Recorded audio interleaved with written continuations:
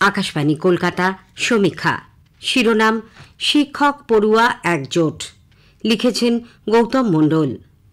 সপ্তাহখানেক আগের কথা। আরজিকর কাণ্ড নিয়ে রাজ্য দেশ ছাড়িয়ে বিদেশের মাটিতেও তোলপাড়ের মধ্যেই আমাদের রাজ্যে ২ পরগনার দুটি ঘটনা প্রকাশে এলো। প্রথমটি বনগাঁর এক স্কুলের শিক্ষকের বিরুদ্ধে ধর্ষণে জড়িত থাকার অভিযোগ। বেশ কয়েক মাস জেলে থাকার পর জামিন পান ওই শিক্ষক, কিন্তু স্কুলের পড়ুয়ারা তাকে মেনে নিতে রাজি নয়। রাজি নন অভিভাবকরাও। স্কুলের গেটে তালা লাগিয়ে চলে বিক্ষোভ। পুলিশ গিয়ে পরিস্থিতি সামাল দেয়।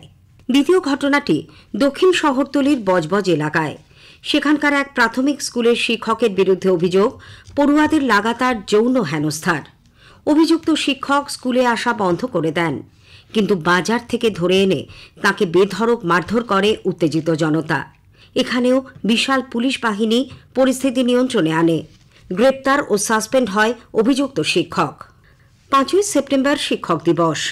প্রতি বছর এই দিনটিতে পড়ুয়ারা শিক্ষকদের নানানভাবে সম্মানিত করে, শ্রদ্ধা ভালোবাসা জানায়।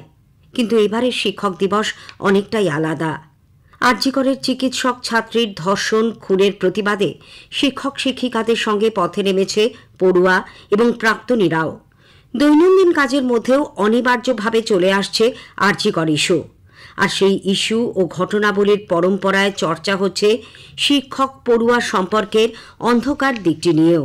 এরই মধ্যে আরজিকর সহ রাজ্যের বিভিন্ন মেডিকেল কলেজে থ্রেট কালচারের অভিযোগ সাড়া ফেলে দিয়েছে। তথাকথিত উত্তরবঙ্গ লবির দাপট, মেডিকেল শিক্ষায় নম্বর বৃদ্ধি থেকে ফেল করানো, শাসানি, টোকাটুকি সবই এখন প্রকাশ্যে চলে এসেছে। আরজিকরের প্রভাবশালী অধ্যক্ষ একজন শিক্ষক। তার ক্ষমতা ও কার্যকলাপ যতই প্রকাশ পাচ্ছে ততই বেরিয়ে পড়ছে এ রাজ্যে মেডিকেল শিক্ষার আসল চেহারা। আরজিকর কাণ্ডকে ঘিরে শিক্ষক পড়ুয়া সম্পর্ক আজ নতুন করে প্রশ্নের মুখে।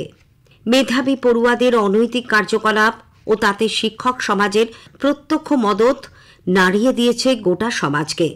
রাজ্যের শিক্ষাক্ষেত্রে দুর্নীতির মামলা এখনও বিচারাধীন।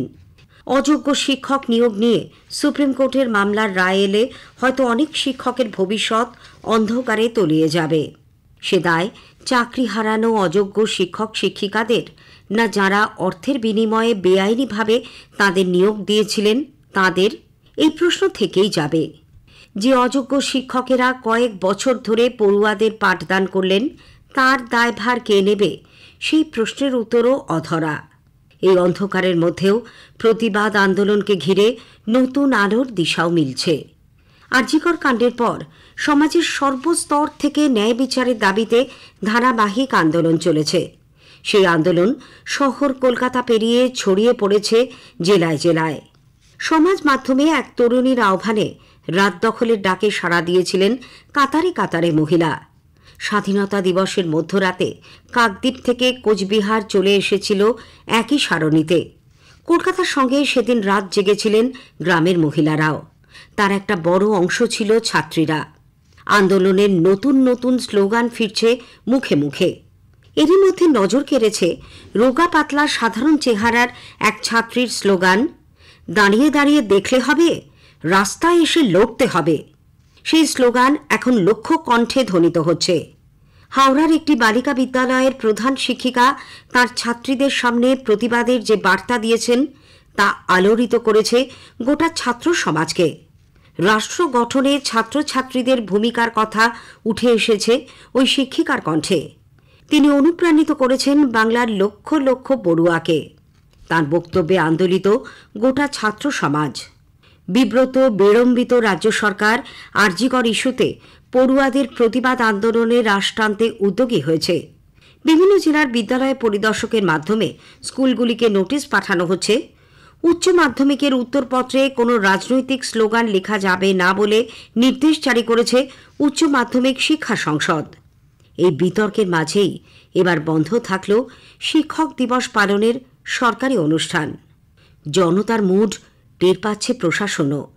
শিক্ষক পড়ুয়া সবার স্লোগান একটাই, উই ওয়ান্ট জাস্টিস। সমীক্ষা শেষ হল। এটি লিখেছেন গৌতম মণ্ডল।